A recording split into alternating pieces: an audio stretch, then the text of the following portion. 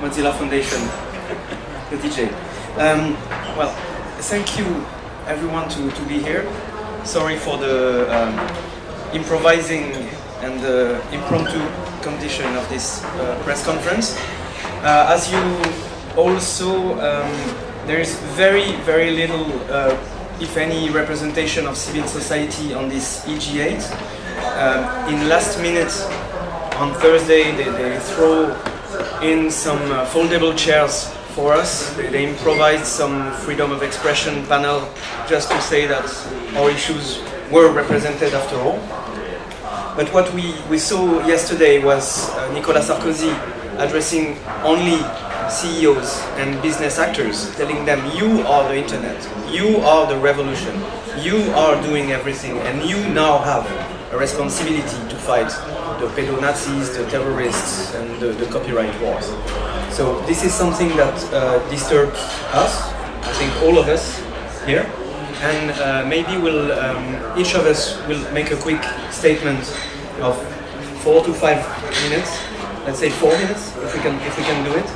We have fantastic people around here, from Yochai Benkler of the Berkman Center, to Jean-François Julliard of Reporter Sans Frontières, to Susan, how would you define yourself? Susan Crawford, former ICANN board member. To Professor Larry Lessig, that we need no introduction at all, and Jeff Jarvis. So, you know, maybe Susan, you can begin. The communique has already been drafted for this GA summit meeting, this e-G8 meeting. It's been leaked to the New York Times, which published a story this morning explaining exactly what the communique would say. The reason this press conference has been called is that civil society groups have joined together from around the world to issue a very short and simple statement calling on the e-G8 and in turn the G8 to protect the open internet, to maintain the neutrality of the internet, to establish principles that encourage the free flow of information. All of us sitting up here today understand, as do you out there, that an open internet is actually the basis for democratic flourishing around the world, that all government policies that hope to encourage citizens to flourish, including education, health, energy policy, every variety of policy that operates in the world today, are all encouraged by the existence of an open internet, and that access to the internet is fundamental to human beings around the world. These are the most important policies that government should be embracing: an open, fast, and fair and free internet. So it's a very simple reason for this conference. We want to make sure that these other voices are heard, even though the communique itself may already have been drafted. I call on my colleagues here, Mr. Jarvis, Mr. Lessig, Mr. Benkler, and Borders Without Borders, to amplify on those remarks. But it's really very simple. We feel these voices aren't being heard, and we want to ensure that the voiceless, the future, that hasn't been invited to this conference, is allowed to have its say as well. Thank you, Suzanne. We have a few copies here of the civil society statement to the e-G8 and G8. The signatory list is not the latest one. You can see groups such as Access Now, who couldn't get a badge to enter here, Association for Progressive Communication.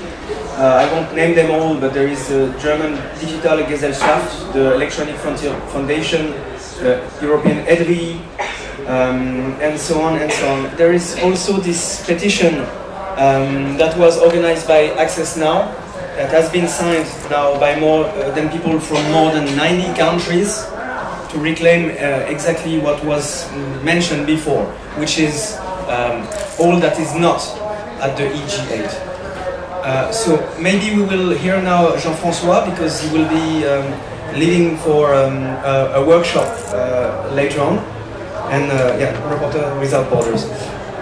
Yeah, thank you. I'm going to speak in French. I'm sorry for those who don't understand French, but I will say the same during the next panel in a couple of minutes, but I would like to say a few words in French because there are many French reporters here. Moi, je suis extrêmement déçu de ce qui se dit ici dans ce sommet depuis le début, parce qu'on a réuni la crème de ce qui se fait concernant Internet dans le monde, les patrons des plus grandes entreprises, ceux qui ont fait qu'Internet a connu une croissance économique extraordinaire. Pourtant, il n'y a pas eu un mot de ceux qui souffrent à cause d'Internet. Je pense aux 126 personnes qui sont en prison en ce moment, 126 blogueurs, nets citoyens, utilisateurs d'Internet, qui sont en prison en Iran, en Chine, en Libye, au Vietnam, dans tout un tas d'autres pays, qui sont en prison simplement parce qu'ils ont utilisé Internet. Et je trouve ça assez scandaleux que personne n'ait eu une pensée pour eux, qu'aucun des leaders dans le domaine d'Internet qui se sont exprimés depuis le début de ce sommet n'ait eu une simple pensée pour eux. C'est bien de vouloir promouvoir Internet, mais il faut commencer par avoir une pensée pour ceux qui souffrent de ça. Et puis, je veux dire aussi que si nous, on doit faire une seule recommandation au G8 et au gouvernement qui compose le G8, c'est d'abord de défendre un Internet libre, avant tout le reste. Il y a aujourd'hui une personne sur 3 dans le monde, un utilisateur d'Internet sur 3 dans le monde qui n'a pas accès à un Internet libre. Donc avant de penser à réguler des contenus, avant de penser à défendre même la propriété intellectuelle, avant de penser à promouvoir les échanges économiques sur Internet, il faut d'abord se soucier qu'Internet reste libre, que les utilisateurs d'Internet, partout dans le monde, où qu'ils soient, continuent d'avoir accès à un Internet libre et continuent d'avoir accès au même Internet. Donc nous, si on doit faire une seule recommandation, c'est celle-là. À la limite, peu importe les autres, les gouvernements du G8 doivent faire de la défense de l'Internet libre leur priorité unique et absolue. Thank you, Jean-François. So it's very hard now to choose who between those three impressive panelists will speak first. Shall we cast a vote? Professor Lessig, maybe? Yeah, so I just spoke, and I'll be very brief. It's surprising to come to France and find something so deeply American going on. In the United States, for the last 30 years, we've been trapped in an ideology that says that we should regulate by getting business together and ask them what is good public policy. We've done that in the United States to our great detriment. The financial crisis brought about by deregulation pushed on the American government by financial interests who benefited and then brought the economy down. And in every other area of internet policy, we see the same thing. We have no broadband, as Benkler's report for the Berkman Center demonstrates. We have no penetration, no effective broadband in the United States because of a strong policy of deregulation that the American government bought, and it bought because the only people they care to listen to were business. So to come to France and to see an event like this, where the presumption of the president is get the biggest businesses together and ask them what the future of the internet should be, is astonishing. It's just, I did a little bit of French philosophy. I don't remember the French philosopher who said public policy is best devised by asking the businesses to draw up the public policy. That doesn't sound very French to me. So I would love to come back to the Paris that I loved before, which is not the American version of Paris, but the French version of Paris, by a reminder that there are more interests than the interests of business. Business is important. And in business, there's a division between the incumbents and the innovators, and we have to keep that division alive. But there's also the people who built the internet. They weren't originally business. It was civil society. It was ISOC. It was ICANN. It was, well, not ICANN. It was IETF. But it was a whole bunch of people who just aren't here. And so I agree with Susan that we need to find a way to remind the people here that there are people who are not here who are just as important to this story as they are. Thank you, Larry. Yochai? To avoid repeating,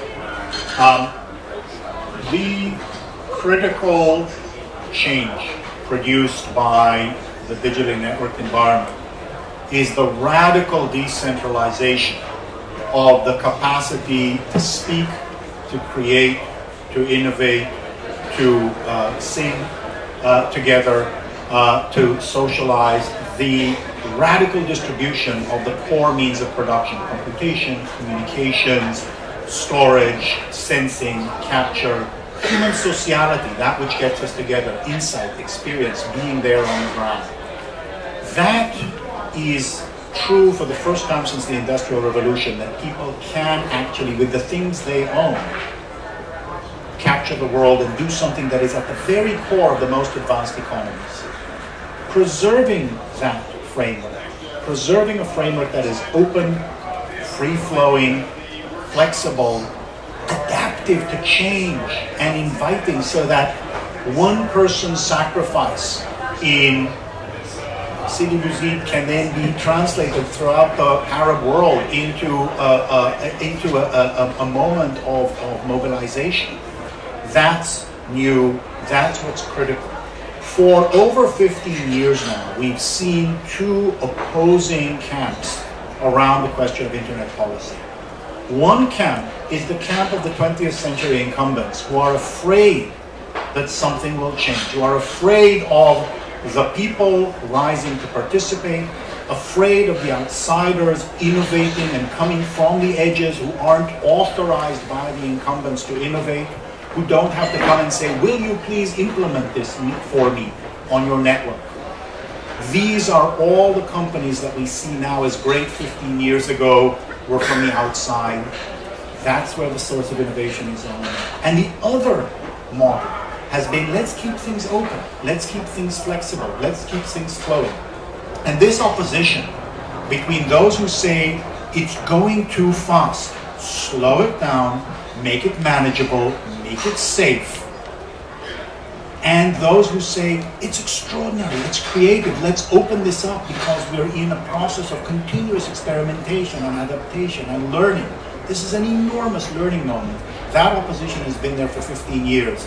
And occasionally we've seen periods, such as in the United States 12 years ago, where the approach of shutting things down, making internet service providers have to look at what it is that's the content that they're producers, regulating software, regulating new services to make sure that they don't create too much of a threat to the incumbent industries, win. And then there was a long period of lull in between where we understood the centrality of the commons, where we understood the centrality of what's open. And now what's baffling about these 2 days is the seeming resurgence of what we saw 10, 12, 15 years ago, as though we had learned nothing. When people yesterday on the panel on IP were talking about if we don't have strong intellectual property, the internet will just be an empty set of tubes and boxes. I heard that 15 years ago, and maybe then it was a plausible assumption. Today it's laughable, except that it seems to have the ear of power. And so I think what's critical here is to understand there are pathways. The Hargraves report from last week shows a pathway that says, no, I don't have to lock things down. I have to be very careful about locking things down for IP. Instead, I need to explore ways to open and allow flows. That's the critical opposition. Achieving socially desirable and acceptable and legitimate goals while retaining an open, fluid, free internet, versus being so scared of the new that you're willing to lock it down or to try to lock it down and to distort it. That's the opposition on which we all have to be, whether it's about business and innovation, about social equality and access, or about democracy and participation, whether it's about liberty, equality, or fraternity. We all have to be on the same side of the path of retaining an open net. Thank you very much. Jeff? I find myself profoundly frightened in these 2 days. I'm frightened of those who are so frightened of change that they will try to stop it. The internet is not government's. I said to President Sarkozy yesterday, yet government tries to act as if it is. He said it was not, but yet he feels he has the authority to regulate it. I tweeted this morning that I felt rather like a native, if I may be so presumptuous, of the Americas or of Africa when the colonist ships were coming in to civilize it, and we had nothing to fear. As the CTO of the Veterans Administration in America calls the internet, is the 8th continent. It is a new land. It has not been colonized. There is no flag from France, the EU, the US, the UK, anyone on it. It is ours. And so to that extent, I don't blame President Sarkozy and publicists at all for convening this meeting, because they are filling a vacuum that we, the people, have left. And I think it is incumbent upon us, the citizens of this 8th continent, this new land, to convene our own meeting and our own discussion of this. And we can invite, and should invite, indeed, government, and should invite companies. But I'd rather this discussion be held at our table rather than at government's table, which is what's happening here. Well, what does that discussion need to entail? I don't think that we need to have a constitution or a set of laws in the internet, because as my esteemed colleagues up here say, it is the very architecture of the internet that is its best protection. It is its very openness that is its best protection to stay open, and the fact that it is distributed.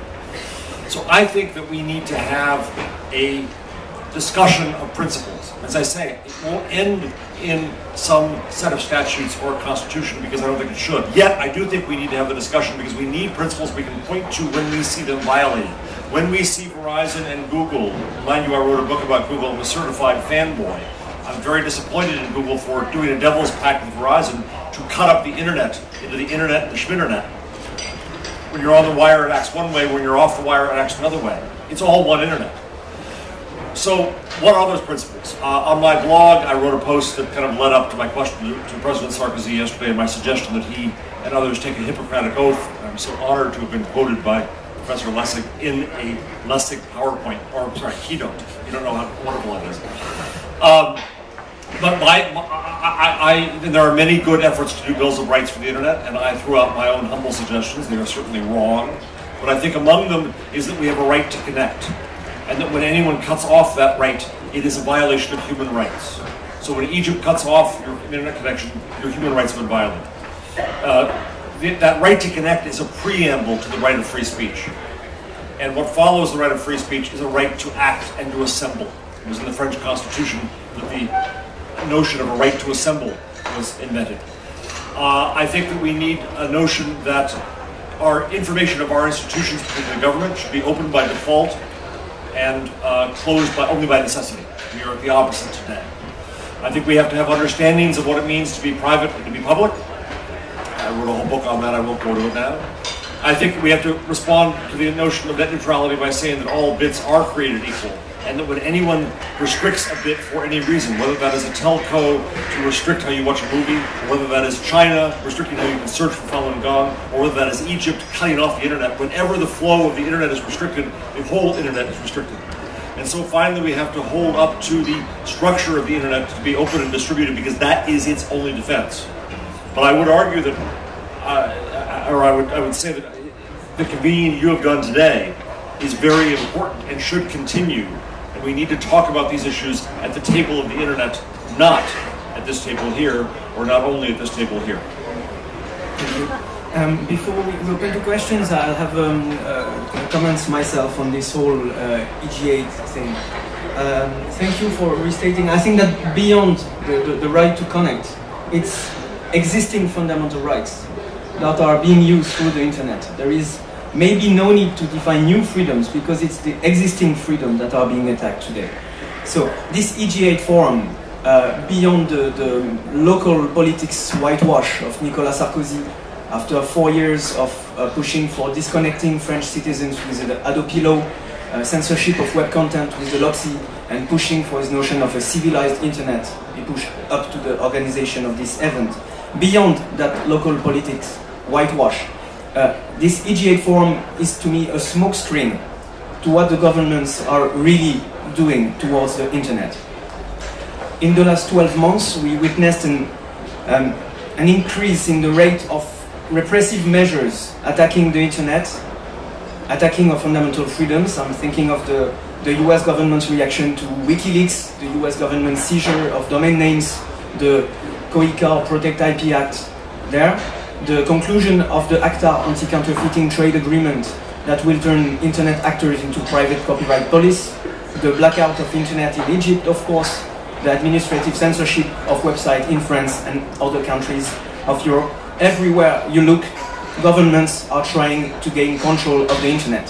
And what we are being sold here is the red carpet to those Orange, Vivendi, Alcatel-Lucent, and so on. But if you look a little bit closer, those very companies are more and more basing their business models on the restriction of fundamental freedoms. Orange by selling this non-neutral so-called mobile internet access, Vivendi by pushing for the tougher copyright vision, 19th century's vision where you try to forbid copies at all costs even if it implies to ban freedom to read, share and access culture. Alcatel-Lucent and Huawei are manufacturing the devices that are being used in authoritarian regimes to censor the internet, and by telecoms operators who harm our freedom of communication by harming net neutrality. So we, the citizens, would expect from the governments that they protect us from those corporations, that they regulate the behaviors, whether they're anti-competitive or against our fundamental freedoms from the corporations. But instead of that, what we see here is the glitter and the red carpet. Well, now if you have questions, I see Jean-François has to leave, but maybe if you're late to that thing, it will be alright. Like the net or something, I mean, they're late, they're French, they will be late already. Yeah, of course, but it will be another audience to tell the same, so I want to use this opportunity as well to raise this issue in a more official format as well. You have maybe 3 or 4 minutes if anyone has question directed to Jean-François. Maybe first the question directed to Jean-François. Okay. Or general question. General question? One here, and one here. Yes, please. Maybe you would like to speak in a microphone, if you want to come here. Yes, one quick question. I'm Eric Charrière at France Télévisions.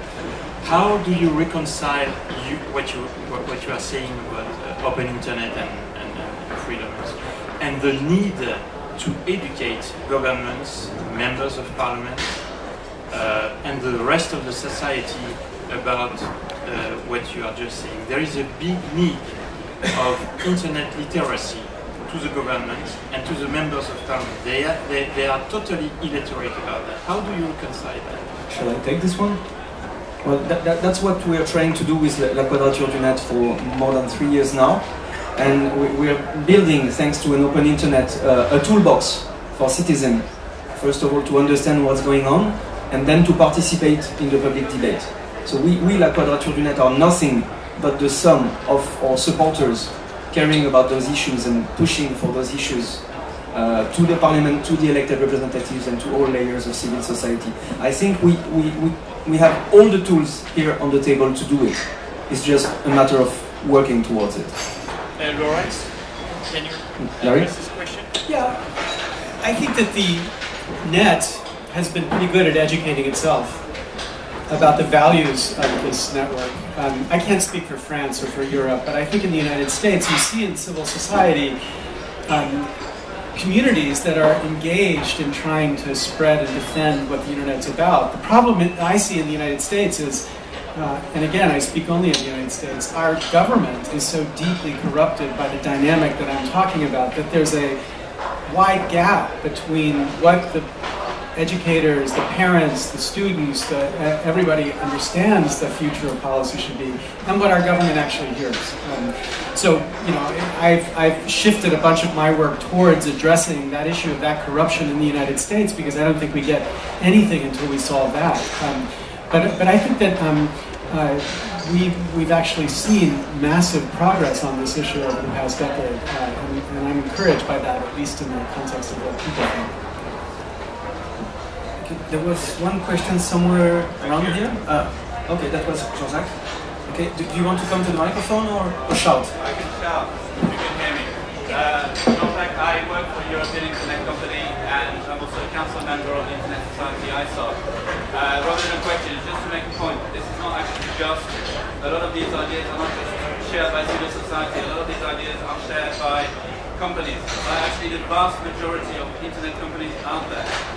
Just yesterday, ISOC issued a press statement which also called for all stakeholders to be involved in discussions around the internet and internet policy making. Without all stakeholders being involved, there's no point in having this discussion. And they also called for governments to uphold and protect the open and decentralized nature of the internet. This is fundamental for all of us in this ecosystem. It needs to happen. So I just wanted to make this one. It's not just about civil society. This is about users, civil society, technical community, and companies, and governments sitting around the table and discussing these issues. I actually want to take that up and emphasize it. we have a long tradition of thinking as there is opposition between efficiency or competition or markets and justice and society, and that somehow we have to trade off between two competing goals that any society, growth and welfare and justice and redistribution. But in fact, what has happened with the internet is that growth and innovation needs exactly what democracy and justice require. Both of them need the means of production distributed widely in the population so that anyone can speak, anyone can create their own innovation, anyone can create their own business. This age-old traditional divide is a divide of the industrial economy. We have been able to overcome that divide, and today it's between 20th century business models and both innovation and growth and civil society, democracy and justice on the other opposing side. In that battle between, on one hand, innovation, growth, democracy and justice, and preserving revenue streams of incumbent industries, it is not a close choice. There's a question here? Yeah, I guess this question is really for Professor Lessig. Very basically, why is this so hard? The car came along, we have parking tickets, speeding tickets, you lose your license, vehicular homicide. There are a wide range of penalties for all kinds of different violations yet. Copyright law, as you rightly point out, the debate yesterday is the exact same one you'd heard from panel 98, 99. So the internet's not new, the problem's not new, and I know there are obviously different regulatory and legal things around this, but why have we seemingly made no progress on coming up with a very basic framework that has penalties that fit all the different shades of violation? I think it's actually different depending on the country. I am struck by the debate in France around copyright. I was at a conference in Avignon 2 years ago, and it felt like it was 1995 all over again. Because as if nothing had been ever talked about in these issues, and it was the exact same framework that we were fighting back then. But other countries in Europe are different. I think Germany, for example, the Green Party has been pushing what they call the cultural flat rate, which would be an alternative way to raise money for artists that would decriminalize much of the activity, which in France would lead people to be kicked off the internet. And this point was made, and I want to re-emphasize it. There is something really outrageous. This point was made on my panel by the French entrepreneur. There is something really outrageous about the idea that the penalty that's being discussed in France is the idea that you disconnect yourself from the internet. Only somebody 70 years old would think, and people who don't touch the internet and 70 years old would think that's proportionate, right? The idea that you would disconnect yourself from the most important infrastructure for community and commerce and political activity is outrageous, and yet that's discussed here. And in other countries, the Nordic countries and in Germany, it's a much more open debate. The United States, again, I think is just tied up by this political framework where both Democrats and Republicans are so deeply wedded to the content industry that you can't even have an open debate about this issue among politicians. It's just not a political issue. And I think that we need to take advantage of places where it is a political issue. So Brazil has been extremely important in getting people to recognize why there's an interesting opportunity here for development. And we need to push in those places to move it along. But finally, most amazingly to me has been WIPO. I was at WIPO about 6 years ago, and when I walked in the building, I was the devil, and the director general wouldn't talk to me, and everybody said, I was just there 6 months ago, and the director general is extraordinarily innovative in his ways of thinking about the way copyright has got to evolve. He's thinking exactly about the kind of framework for thinking about what a future regime should look like. I got to address the delegates. The delegates were encouraging and thinking about these issues. It was a completely different place. And I think we have to take advantage of that to sort of show countries like the United States and France that 1995 thinking is so 20th century. If I may add something on that, it's very difficult to add something on Professor Lessig. those companies whose business models in the 20th century were based on controlling the channels of distribution of copies still have hope in managing to attain the same objective with the internet. There is still a chance with the ongoing mergers between those media groups and telcos, with the very strong influence they have on policymakers. They still have a chance to turn the internet, the universal internet we love and share, into a globalized distribution channel for Vivendi, Fox, and those guys. So we're really at a turning point here. Why they're continuing like it's 1999 is because they probably still have a chance, and maybe they have a greater chance than they had in 1999 to achieve this objective. I'm sure there are tons of other questions. Shall we? Oh yeah. Andrew Roche from the Personal Democracy Forum. I just wanted to make a quick point, you're welcome to comment on it, which is that the argument is going to be made now by the government officials and by the incumbents that the digital divide has been bridged because broadband distribution is available in many places where it wasn't before. But they're not actually focusing on the fact that there is a new digital divide, which is that most working class people can't afford the broadband that is available, and so that we need a reframing of the term digital divide specifically around this subject, which is that cost has reached beyond the point of most people to be able to participate in the 21st century economy. And that we should be careful that they don't argue against these points that you're making today to say that we've bridged the digital divide and therefore obscure what is really going on. Yeah, just to add on to that, to make things very simple, we are in a moment when government can join hands with the content industry and with the telcos to enforce scarcity, content controls, and lots of their desired goals. In a sense, this is feeding the revenue model of governments and Hollywood to constrain internet access, to make it much more like a 20th century broadcast medium. And our older policymakers see the internet as nothing more than a one-way screen. The rest of the world understands that the world has been turned upside down. Anybody can be a publisher. Anybody should get access to this platform for democracy, for speech, for content creation, for human flourishing. What we're witnessing today is the joining of hands of these giant incumbents, and government is one of the incumbents, to try to keep things as they were.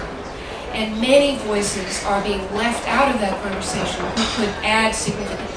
So a purpose of this meeting here today with all of you is to make sure that no one walks away thinking that there is consensus. There is no consensus on enforcing scarcity, higher prices, and constrained access for world citizens. The next Google could come from France. Could come from France, should come from France. But if internet access is constrained and controlled, it won't. I think this also provides an opportunity to talk about something that we who do come here from the US can learn very well from France, and perhaps that France can learn from itself and its own experience. In a study I did for the FCC last year, it became very clear that US broadband penetration, broadband prices, broadband speeds relative to its performance in 2000-2001 had declined from 2002 until 2009 by comparison to European countries. In doing a very close case study of half the OECD countries, what became very clear was that on this question of penetration, speed, and price, the critical intervention that European governments undertook, and in particular in this case very successfully the French government that has, and France has some of the lowest prices for the highest performance in the OECD because of this, is to force monopolists to introduce competition. And what we have to learn is that we take this simple principle and we understand wherever it is that there's a core platform that can't be worked around. One of the things governments can do is make sure that there is competition as a way of reaching this goal of not having people priced out, even though in theory there's a connection. It is absolutely critical that we commit in the US to open access in the broadband physical layer, it is absolutely critical that we commit to open access higher up when we talk about mobile wireless, and we need to go to each country and learn what it has done well in its processes that have worked, and translate that both to other countries and to other regulatory problems. If you're looking for some more digital divides, I can think of one. Wouldn't there be a digital divide between people being connected to universal, unrestricted internet access and the people connected to some kind of restricted, blocked, throttled, prioritized network that is unrelated to the internet? And if we look at this divide, maybe there are already more people, if you are from China and mobile internet users, there may be more people on the wrong side of that digital divide as of today. I'm sure there are plenty of other questions. Yes? Alex Howard, O'Reilly Media. To what extent can people make a difference, right? We've heard this communique has been leaked. What can and should civil society and average citizens do that'll actually make a difference to governments who are coming together tomorrow? Well, as for tomorrow, we put up, it's more of a joyful protest than something that may have an effect. We launched a website called e-G8internet.com, on which we put a manifesto and call people to react by creative resistance. So there are dozens of works that are being submitted, some very funny videos or images, some trolls and so on. But beyond that, I think it's about using that freedom of expression and freedom of communication that we have between our hands in an unprecedented way. Use it to make governments accountable, use it to make our elected representatives accountable, and that's one key point in the way we campaign at la Quadrature du Net, is to try to increase the political cost of taking the bad decision for policymakers. This is what we can do with our added freedoms of expression. I just want to add to that, to emphasize a point that Susan had made. I think the biggest thing that we can do is to negate the framing of this conference as everyone agrees, here's what the future of the internet needs. And we negate that by first pointing out the internet was not here. One slice of the internet was here. Companies that could afford the €100,000 sponsorship cost and whatever else, they were here, and that's fine. But another huge part of the internet was not here, and especially the innovating companies that 5 years from now we'll think of as the equivalent of Twitter. They were not here, right? So everybody was not here, number one. And number two, we all don't agree on the basic principles of what we should be doing going forward. So I encourage the G8 to think about how to open up a conversation about what the internet should look like. I think Sarkozy's decision this year to try to do that was a good one. But the question is, how do you do it so it really is the internet that we're talking about and involve enough of the internet so that it can begin the conversation towards that policy that would make sense? Larry, if I may, you just said that you thought that it was a good idea that Sarkozy launched this discussion between governments. Don't you see this also maybe as some kind of takeover of internet governance by governments in some extent? If the idea entails, I think as Jeff was putting it, the idea that we should be taking over the internet in some way, yeah, I don't think that's a good idea. But I think that it is necessary that we figure out how we preserve this ecology of the internet. Like, what do we do to make sure that it survives? And we need that conversation to include more people who say, keep your hands off of this part. Intervene here, like Yochai was just saying, to assure competition in access at the physical layer. That's a conversation that's complicated and important to have. And I think that we need to have that, and I think Jeff's right that we should have been facilitating that more on our own. We don't quite have the resources that France has, perhaps, to launch that conversation. Yes, but if we did, I'd be happy to have that conversation, certainly. Yeah, there's a choice between governments only talking about this, which is what the G8 is, and a multi-stakeholder approach, which would involve civil society, all internet users, and the idea that the internet is for everyone and not just for the large incumbents. But I'm still scared, and I want you to help me. I think it's the right question of what the fuck do we do, right? We can talk here, we can change the framing, but governments have the force of law, and companies have the force of the kill switch. And so I'm not sure what it is that we, the people of the internet, really do.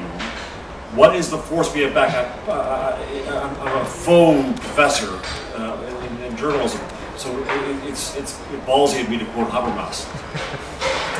But the counter to the weight of government that he saw in the salons and coffee houses that I think is questionable, we do have now as a counterweight to government and a counterweight. But Sarkozy said yesterday that government is the only appropriate spokesman for the people of a nation. God forbid, no, tell that to Al Ghanim in Egypt.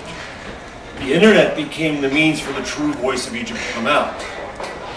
And so I really honestly don't know what to do. Is there anything else we should be doing? Well, I mean, here's one. You know, we can romanticize the internet, and I've spent many years as a cheerleader. But the fact is, what the internet does, what people on the internet do, is more effective in some places than others. So I don't know if you saw when the big bank bonuses were recently announced, and you know, Goldman Sachs, huge bank bonuses. In the United States, there was some frustration about it. In Holland, there was a Twitter campaign against it that led to the government blocking bankers in Holland from taking those bonuses. A kind of unimaginable effectiveness of the internet to government policy by getting involved and having a government listen. And you know, compare that to, in the United States, we just lost a battle in North Carolina where after the telecom companies had succeeded in getting the federal government to say, no regulation of telecom companies, not having any of the open access regulations that Yochai has been arguing for, and not even having an effective network neutrality regulation. They then went to the states, because in the states, you have local communities that are building their own high-speed networks, much faster, much cheaper than what the telecom monopolies provide. And the telecom monopolies didn't like that, so what they did is they got the states to pass laws banning these local telecom franchises. So here, they don't want any regulation from the federal government, but they want state regulation to block competition from local. So we tried to raise a campaign around this, and though we get thousands of people calling the governor doesn't think that she needs to pay any attention to the internet community at all. So the difference here is not so much the internet's the same.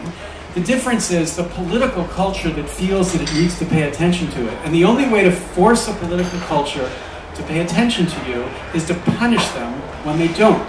So in France, this 3 strikes fact should be a source of extraordinary political organization to punish the French government. And obviously it is, of course, it is. But the point is, when that gets delivered and it has a message, when you go from a 5% return to a 20% return, then you're going to see people recognize the internet is a force.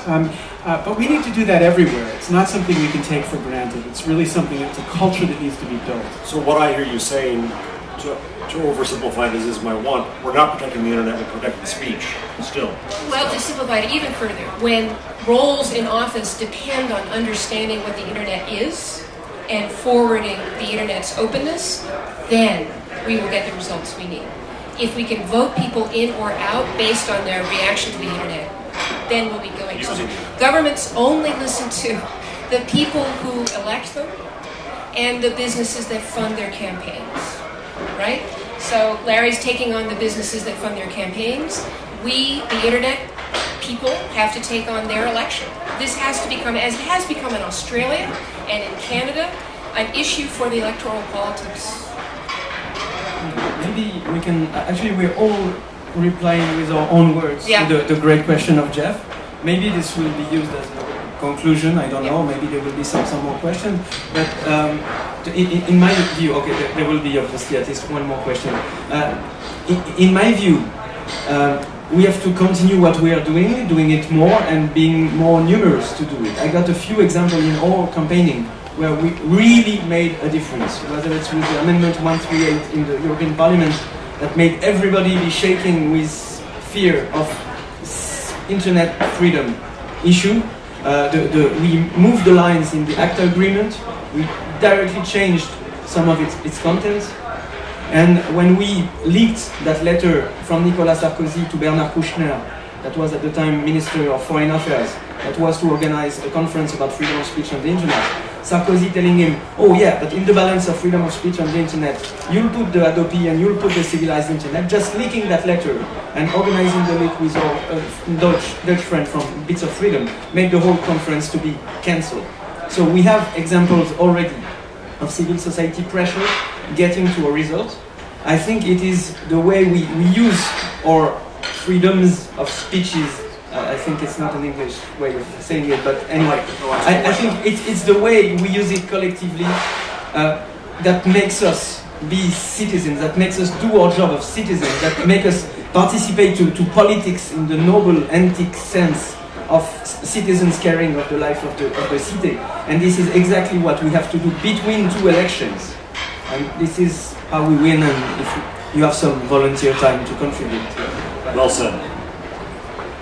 I just want to hear Yochai's answer to Jeff's question first, if you don't mind. I don't want to take more time. It's just the stories you heard tell both that we know how and that it's very hard. There are success stories, there are failure stories, but kinds of civil organization that were extremely difficult and happened only at great moments of crisis when people came out into the streets are now more feasible at lower levels of activation. Whether it's free software developers organizing against software patents at the European level, whether it's the story you just told about the conference on free speech, the level of activation necessary, because the level of effort necessary to participate is lower, allows us more direct participation. But the stakes are very, very high on the other side. If you look at the net neutrality debates in the United States, we did exactly that. We put it on the you put it on the agenda. It became a real agenda item, the only thing